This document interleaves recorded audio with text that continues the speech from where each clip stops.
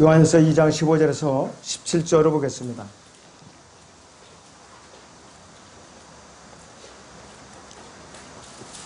네, 15절부터 읽죠. 제가 세상도 세상에 있는 것들도 사랑하지 말라. 누구든지 세상을 사랑하는 아버지를 사랑함이 그 안에 있지 아니하나니 이는 세상에 있는 모든 것이 육신의 정욕과 안목의 정욕과 생의 자랑이요 아버지께 속한 것이 아니라 세상에 속한 것이기 때문이라. 세상도 세상의 정욕도 사라지지만 하나님의 뜻을 행하는 자는 영원히 거하느니라. 이렇게 말씀을 하고 있어요. 오후의 주제는 세상과 그리스도인입니다. 세상과 그리스도인. 제가 참 세상과 그리스도인입니다. 여기요, 이 본문 요한서 2장 16절을 다시 보죠. 요한서 2장 16절을 다시 봅니다. 이는 세상에 있는 모든 것이 육신의 정욕과 안목의 정욕과 생의 자랑이요 하나님께 속한 것이 아니라 세상에 속한 것이기 때문이라. 이렇게 말씀을 하고 있어요. 여기서 이 세상에 속한 것들을 열거하고 있죠. 여기에 중요한 세 가지가 있어요. 세상의 모든 것들을 세 가지로 다 요약이 돼요. 여기서 제외되는 것이 아무것도 없어요. 자, 육신의 정욕, 안목의 정욕, 생의 자랑인데 사탄이 최초로 지음받은 아담과 그 짝의 이브에게 올 때에도 이 세 가지를 지시한 거예요. 이 세 가지로. 사탄이 이브에게 당해서 유혹한 것들이 바로 이 세 가지인데 이브는 선과 악의 지식의 나무에서 이 안목의 정욕 또 그 다음에 이것으로 이제 먹음직스러웠고 이렇게 이제 느꼈던 거예요. 그리고 또 육신의 정욕을 이제 맛보게 됐고 지혜롭게 할 것 같다. 이런 이제 그 아이디어를 얻은 거예요. 신들과 같이 되리라. 너희가 세상의 신들과 같이 되리라. 자, 그러니까 이제 생이 자랑이 생기고, 내가 이제 신들과 같이 정말 재판도 할 수 있고, 또 하나님을 대적할 수 있는 위치에도 설 수 있고, 얼마나 교만해지겠어요. 그랬더니 창세기 3장 6절은 모든 시험의 공통점이에요. 이 세대의 모든 세대를 막내서 시험의 공통점이에요. 이 창세기 3장 6절을 같이 보겠습니다. 창세기 3장 6절을 보죠.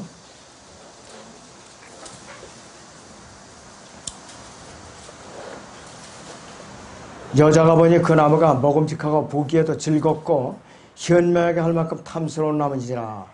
그녀가 거기에서 그 열매를 따서 먹고 그녀와 함께한 자기 남편에게 대주니 그가 먹더라. 그러자 그들이 눈이 둘 다 열려 그들은 자기들이 벌거벗은 줄 알고 무화과 나무 잎을 엮고 자기들이 치마를 만들더라. 벌써 일은 벌어진 것이죠. 일은 크게 벌어지고 만 것이. 이 이브의 시험에 있어서 가장 중요한 사실은 이 세 가지 시험의 모든 것이 전부 긍정적인 요소예요. 부정적인 요소가 하나도 없어요. 여기에. 아주 그럴싸하게 긍정적 요소로 포장되어 있으니까 관심의 대상이 된 거예요. 관심을 안 가질 수가 없어요. 미혹을 당할 수밖에 없다는 거예요. 그래서 이 사실이야말로 성경의 기록이 영감을 받은 것이고 또 진리라는 것을 증거하고 있어요. 이브가 지하로 갔더니 행동은 이것이 금지되어 있다는 것. 선과 악의 지식의 나무의 열매는 따먹지 마라. 창세기 2장 17절의 대로. 이거 외에는 전혀 잘못된 것이요. 나머지는 다 긍정적이라 했어요. 최초의 긍정적인 사고의 소유자인 이브가 이 최초로 긍정적인 사고방식을 적용을 한 결과 6천년이 넘도록 지금 인류가 어떻게 지내고 있느냐 있어요. 수많은 사람들이 병원 침대에서 병으로 앓다가 또 무덤으로 향하고 있어요. 수많은 혼들이 창조주를 만나서 구원의 복음을 듣고 구원을 받기도 전에 전부 지옥불로 향해서 이제 내던져지고 있어요. 이 긍정적인 사고 치고는 대가가 엄청난 거죠. 지금도 인류는 이 긍정적인 대가를 혹독하게 치르고 있어요. 지금 이 순간에도. 진행형이라 이거죠. 언제까지? 예수님께서 이 땅에 오셔서 직접 통치하실 때까지는 이 대가를 치르고 있을 거예요. 마지막 대가가 앞으로 언제냐? 이 지상왕국이 이제 끝나면서 하늘에서 불이 내려와서 곡감옥을 이제 예루살렘 포위했을 때 마지막으로 불사르는 그 순간까지 어떻게 되느냐? 긍정적인 사고에 대한 대가가 치러질 것이에요. 자, 그런데 세 가지 긍정적인 요소가 있어요. 첫째는 육신의 정욕이에요. 이 세상 모든 것들 중에 첫 번째 부분이 긍정적인 요소가 육신의 정욕이에요. 이 육신은 절대로 포기하는 것이 불가능해요. 입관할 때까지 불가능하다 이거예요. 숨이 끊어져 갖고. 그리고 틈만 있으면 무언가 원해요. 심지어는 잠결의 꿈속에서도 원한다고요. 잠재의식 속에서도 원한다 이거지. 무언가를 계속 갖기를 원하니까 이것이 육신이니까 이 세상의 전쟁도 여기서 비롯되는 것이. 사도 바울은 로마서 8장 13절을 보시죠, 여러분들. 로마서 8장 13절을 보시죠.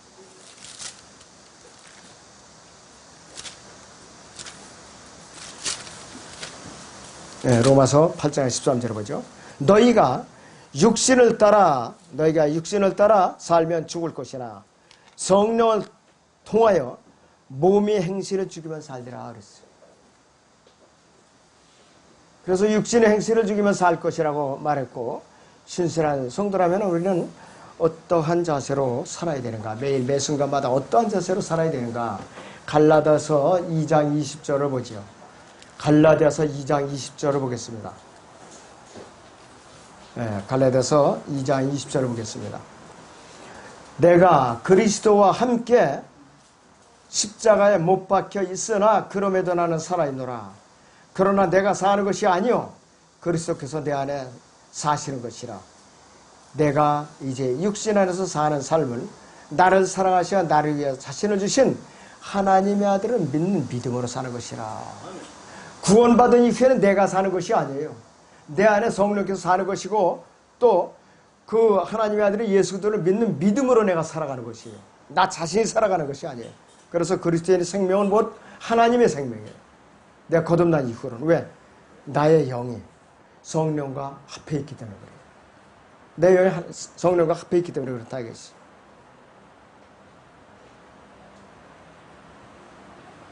그래서 21절 보니까 나는 하나님의 은혜를 저버릴 수 없나니 그랬어요. 만일 의가 율법으로 인하여 온 것이라면 그리스도께서는 헛되이 죽으신 것이라. 이렇게 결론을 내리고 있어요. 이 마지막 때에 우리가 어떤 자세로 과연 내가 육신을 이기면서 살 것인가 이것이. 우리는 늘 육신을 죽여야 되는데 육신은 그래도 여전히 죽지 않고 우리를 갖다가 계속 괴롭히고 우리를 갖다 다스리고 있어요. 우리는 예수 그리스도께 늘 우리의 육신을 십자가에 못 박아달라고 내어 맡기고 간구해야 되는 것이요. 이 갈라디아서 5장 24절을 보죠. 자, 갈라디아서 5장의 24절을 보겠습니다. 그리스도께 속한 사람들은 그랬어요. 그리스도께 속한 사람들은 그 육신을 욕정과 정욕과 함께 십자가에 못 박았느니라 그랬어요. 실제적으로 못 박힌 것이 아니라 교리적으로 못 박혔다 이것이에요.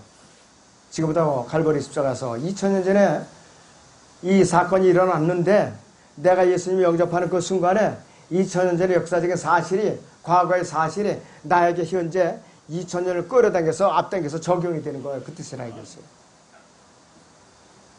갈라디아서 5장 16절을 보세요. 내가 이것을 말하노니 그랬어요. 성령 안에 생활하라. 그리하면 너희는 육신의 정욕을 이루지 아니하리라 그랬어요. 성령 안에서 행하라 그랬어요. 그리고 18절을 보면은 그러나 너희가 성령의 인도하심을 받는다면 너희는 육신 아래 있지 아니하느니라. 성령의 인도함을 받는다면 육신을 이 성욕을 이루지 아니하리라 이렇게 말씀하고 있어요. 오늘 맥사 성령 안에 생활하는 것을 말하고 있는데 이 그리스도인의 영적인 삶에 대한 내용을 알 수가 있는데 우리가 그리스도 안에 있다면은 우리는 우리의 육신을 욕정과 정욕과 함께 십자가에 못 박았다고 이제 말하는 것이에요. 우리의 구원의 확신은 우리의 육신 안에 있지 않죠. 육신은 조금 더 신뢰할 수가 없어요. 이 육신은 세상의 것을 원하지 않을 때가 이제 없어요. 자꾸나도 틈만 있으면 세상의 것을 붙들려고 애를 쓰고 있어요. 아무리 많이 변했다고 할지라도 육신은 신뢰할 수가 없어요. 육신은 육신일 뿐이라 하겠어요. 육신의 정욕은 우리가 죽을 때까지 사라지지 않아요. 성령 안에서 하는 것만이 이 육신의 정욕을 채우는 것을 방지할 수 있는 것이. 바울은 육신의 정욕이 없어진다고 말한 적이 없어요. 성경에서. 성령 안에서 행하면 육신의 정욕을 채우지 않게 된다 이렇게 말하고 있는데 이 갈라디아서 8장을 좀 몇 구절 보겠습니다. 갈라디아서 8장, 로마서 8장 1절부터 8절까지. 로마서 8장 1절에서 8절 보죠. 그러므로 이제 그리스도 예수 안에 있는 자들에게는 결코 정죄함이 없나니 그들은 육신을 따라 행하지 않고 성령을 따라 행하느니라. 이는 그리스도 예수 안에 있는 생명의 성령의 법이 죄와 사망의 법에서 나를 해방시켰기 때문이라. 율법이 육신을 통해서는 연약하게 할 수 없는 것이므로 하나님께서 죄 때문에 자신의 아들을 죄 있는 육신의 모양으로 보내 그 육신의 죄를 선고하였으니 이는 율법의 의의가 우리 안에서 이루어지게 하려 함이라. 우리는 육신을 따라 행하지 않고 성령을 따라 행하는 자들이라 그랬습니다. 육신을 따르는 사람들은 육신의 일들을 생각하나 성령을 따르는 사람들은 성령의 일들을 생각하느니라. 육신적으로 생각하는 것은 사망이라 영적으로 생각하는 것은 생명과 화평이니라. 육신적인 생각은 하나님과 원수가 되느니 그것은 하나님의 법에 법조하지 않을 뿐만 아니라 실로 할 수도 없습니다. 그러므로 육신 안에 있는 자들은 하나님을 기쁘시게 할 수 없느니라 그랬어요. 하나님이 기쁘시게 할 수 없어. 그럴 때는 육신은 육신일 뿐이에요. 개수가 불가능해요. 개수가 불가능하다 이랬어요.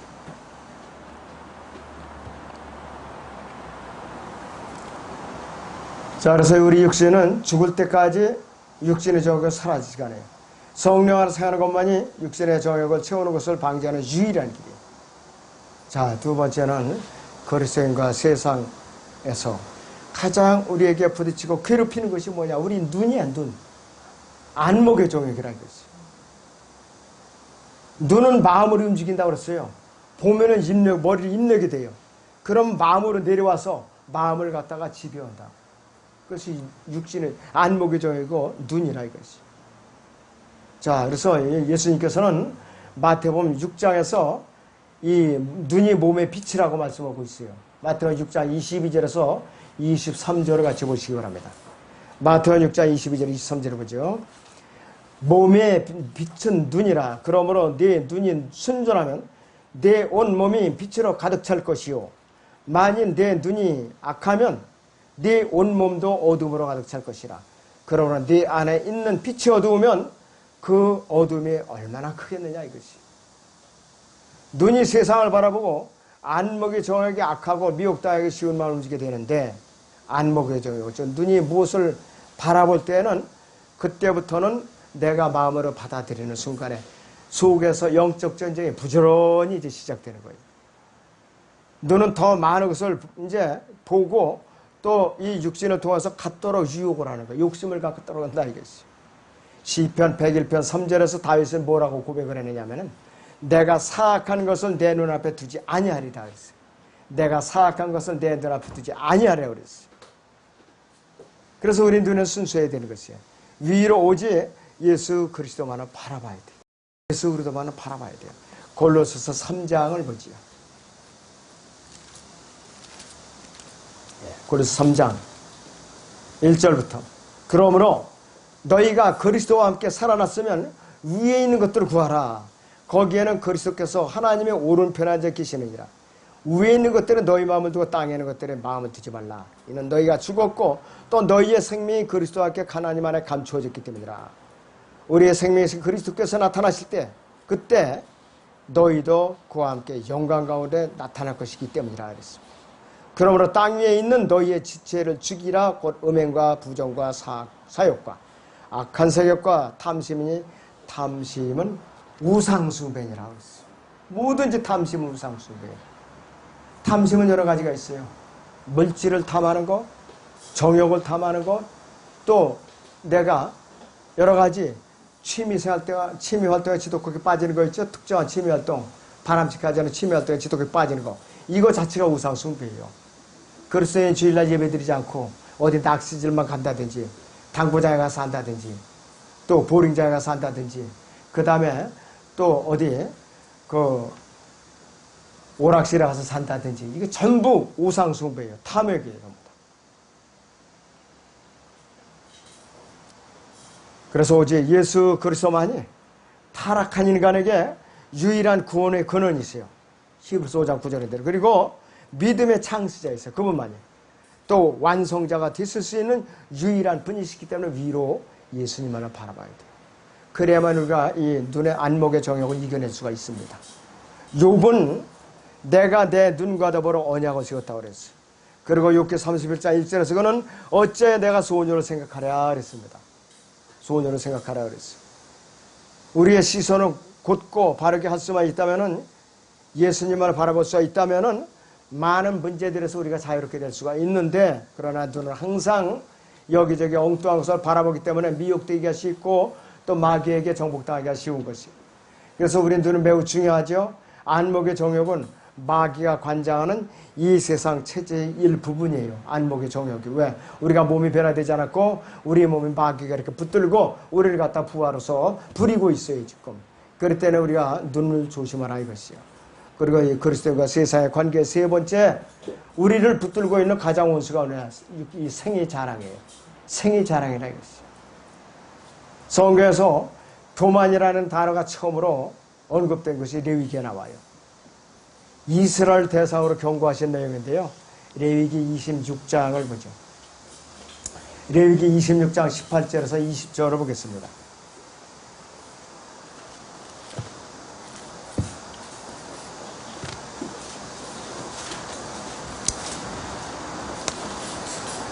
레위기 26장에 18절에서 20절을 봅니다. 이런 모든 일이 있는데도 너희가 여전히 내게 경청하지 않으면 그때는 내가 너희 죄들로 인하여 7배나 더 벌하리라. 내가 너희 능력의 교만을 부수고 내가 너희 하늘을 철과같이 너희 땅은 놋과 같이 만들 것이요 너희 힘이 헛되이 소모될 것이니 이는 너희 땅이 그 소산들을 내지 않을 것이요 그 땅의 나무들이 그 열매를 내지 않을 것임이라. 아주 철저하게 저주를 하시겠다 이것입니다. 이스라엘 백성이 약속의 땅에 카나안에 들어가서 이방인들을 다스릴 때 그들은 교만하게 돼 있어요. 하나님을 버리고 나니까 즉시 교만하게 된 것이에요. 그때 하나님께서는 내가 너희 권력의 교만을 부수겠다고 말씀하셨는데, 생의 자랑은 자기 자신이 다른 사람보다 더 우월하다고 생각될 때 그 순간부터 생의 자랑에 싹트고 교만이 자리 잡는 것이에요. 서로 자신의 권력을 위해서 경쟁하며 싸우는 것이 바로 교만, 생의 자랑이에요. 창세기 3장 사탄이 이브를 시험하기 위해 다가갔을 때 사탄은 이브에게 이 선과 악의 지식에서 나오는 열매를 먹으면 신들과 같이 될 수 있다고 미혹을 했던 것이에요. 결국 이브는 사탄의 미혹에 넘어가고 말았죠. 생의 자랑은 권력과 관련된 것이에요. 권력과. 우주의 첫 번째 죄는 하나님의 별들 위에 서고자 했던 사탄의 교만이었어요. 이 자신을 세우려고 하는 데서 비롯됐는데 생의 자랑이라고 이것은 말해요. 지금도 정치판을 보세요. 세상 정치판을 보세요. 거기서 자기가 우두머리가 되겠다고, 사기 대권주자가 되겠다, 뭐가 되겠다, 국민들하고 전혀 관계없는 사람들이에요. 이 사람들은 국민들하고 전혀 관계없어요. 국회의원 한번 4년 해먹으면요 평생 연금을 받아먹어요. 4년 한번 하고 나면. 그리고 나서는 또 욕심이 생기니까 2선, 3선, 4선, 어떤 사람은 7선까지 된 사람도 있어요. 정말로 아주 그냥 지겹도록 해먹어요. 그런 사람들이 국민들은 안중에도 없어요. 왜? 자기 영달을 위해서. 그러니까 백성들을 사랑하는 마음이 없어요. 자기 영달을 위해서 사는 사람들이죠. 자, 그래서 이 마귀는 하나님의 보좌를 넘보다가 망가진 거예요. 하나님 보좌. 이사야 14장 봅니다. 12절에서 15절 보세요. 이사야 14장 12절에서 15절 보세요. 오 아침의 아들 루시퍼야 그랬어요. 개혁성경에는 계명성이라고 그랬어요. 새벽별, 예수님을 말하는 것이. 네가 어찌 하늘에서 떨어졌느냐. 민족들을 연약하게 하였던 네가 어찌 땅으로 끊어져 내렸느냐. 이는 내가 네 마음속에 말하는 내가 하늘에 올라가서 내 보좌를 하나님의 별들보다 높일 것이요 내가 또한 북변에는 회중의 산 위에 앉으리라. 내가 구름들의 높은 곳들 위로 올라가서 지극히 높으신 분같이 되리라 하였음이라. 그러나 너는 지옥까지 끌어내려질 것이요 구렁이 사면에까지 끌어내려지리라고 기록하고 있어요. 자, 그래서 우리는 언제든지 교만한 마음을 하나님께서 다스려 주시도록 내가 성령님을 의지해야 되는 것입니다. 사도 바울은 이 신약의 성도들에게 뭐라고 권면하고 있는가? 빌립보서 2장을 보겠습니다. 빌립보서 2장 2절에서 3절을 보죠. 빌립보서 2장 2절에서 3절을 보겠습니다. 자, 거기를 보시면은 이렇게 권면을 하고 있어요, 우리에게. 네, 빌립보서 2장 2절에서 3절을 봅니다. 같은 생각에 되어 같은 사랑을 가지고 하나 되고 한 생각이 되어 너희는 나의 기쁨을 이루라. 어떤 일도 다툼이나 허영을 따라서 하지 말고 오직 생각에 겸손함으로 남을 자신들보다 존중하고 각자 자기 일만 돌보지 말고 남의 일도 돌아보라 그랬어요. 모든 문제는 자기 자신이 다른 사람들보다 더 영적이기 때문에 더 우월하다고 생각되는 데서 문제가 시작되는 것이에요. 생애 자랑이 거기서 나오는 것이에요. 다른 사람을 정죄하기를 좋아하고 판단하기 위해서 자기 자신을 그들보다 더 영적이고 또 잘났다 이렇게 생각하자 교회 안에서도 어떻게 하느냐. 툭 하면 육신이 튀어나와요. 육신이 튀어나와요. 여러분도 조심하셔야 돼요. 교회 안에서 조심해야 돼요. 툭 하면 그냥 참지 못하고 그냥 불평하고 불평하게 있어요. 불평하는 사람은 그만큼 하늘에다 상급을 쌓아놓는 것이 그만큼 깎이는 거예요. 어떻게 하면 이 불편한 교회에서 도울 일이 없을까? 이런 거를 좀 생각해내세요, 여러분들. 예? 그런 거를 좀 생각해내시라고. 틈만 있으면 짜증 부리지 말고 교회에서 불평을 찾아내서 자꾸 긁어내지 말고 교회를 위해서 내가 무엇을 할 것인가 이걸 좀 생각을 하라고 여러분들. 각성을 하셔야 돼요. 이 교회는 목사 혼자 운영하는 거 아니에요, 여러분들. 교회에서 여러 가지 굳은 일이 있었을 때에 여러분들이 과연 지금 어떤 일이 필요합니까? 한 번이라도 전화를 좀 빈말을 해가지고 격려를 좀 해봐요, 격려를. 여러분들 야단친다고 생각하면은 큰 오해예요, 이거는. 기업교회 중심으로 생각하고 걱정으로 염려할 줄 알아야 되는데 어찌게 일주일 내내 집에서 이렇게 있으면서 관심들이 없느냐 이것이. 수요기도에 안 나오는 거 보면 알아요, 여러분들. 다른 이 제도교회 보세요. 구원을 못 받았어도 그렇게 부르짖는데 열성이에요.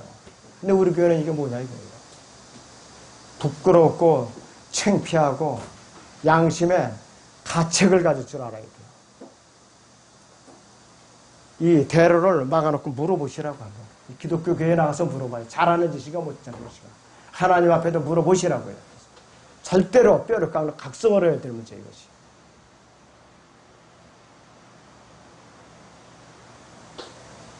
다른 사람을 정죄하고 판단하기 위해서 자기 자신을 더 영적이라고 생각하는 사람들 이 생애 자랑이 떠날 날이 없어요. 우리는 그리스도인으로서 이 세상 멀리하고 철저하게 미워할 줄 알아요. 그리고 사랑은 이 세상의 한 부분이에요. 우리가 변화받기 전까지는 이 세상의 한 부분이에요. 그래서 우리는 철저하게 세상을 미워하라고 그랬어요. 그리스도인은 다른 형제나 자매가 자신보다 더 낫다고 여기고 귀하게 여길 줄 알아야 돼요. 남에게 보이는 흠집만 찾아내는 데면 안 된다 이것이. 그래서 이 그리스도의 길을 걷는 것은 다른 형제 자매들을 볼 때에 그들이 나보다 더 낫다고 여기고 그들을 도와주고 배려하고 그들이 가진 장점을 내가 본받으려고 애를 써야 되고 그들이 가진 단점을 내가 끄집어내갖고 긁어내갖고 흠집내기보다는 위해서 기도해주고 감싸주고 이런 배려의 마음이 필요한 것이죠. 배려의 마음이 필요하다 이것이죠. 다른 사람들을 더 존중할 줄 모르고 내가 더 높아지려고 교회 안에서 내가 우두머리 행세를 할 때 이것이 바로 니콜라파 당이라 이것이. 이것이 바로 니콜라파라 이것이. 저는 이 교회를 설립하고 나서 7번에서 9번의 이 과정을 거쳤어요. 지금까지 이렇게 거쳤어요. 지금도 아직 진행 중이에요. 끝난 거 아니에요. 변화받을 때까지 진행 중이에요. 다른 사람에 의해서 권위를 행사하고 잘못된 자세가 바로 생애자랑이고 다른 사람을 높여주는 자세로 나갈 때 그리스도인의 생활에서 많은 우리는 덫과 함정에서 이제 피할 수가 있어요. 이것이 바로 예수님께서 우리에게 보여주신 자세의 모범이라 이것이. 빌립보서 2장 보죠. 6절에서 7절을 봅니다. 빌립보서 2장 6절에서 7절을 봅니다.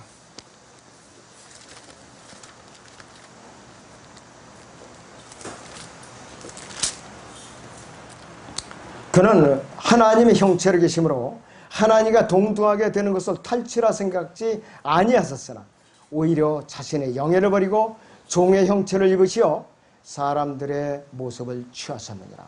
그래 사람과 같은 모양으로 나타나셔서 자신을 낮추시고 죽음에까지 순종하시니 십자가의 죽음에까지라고 했어요.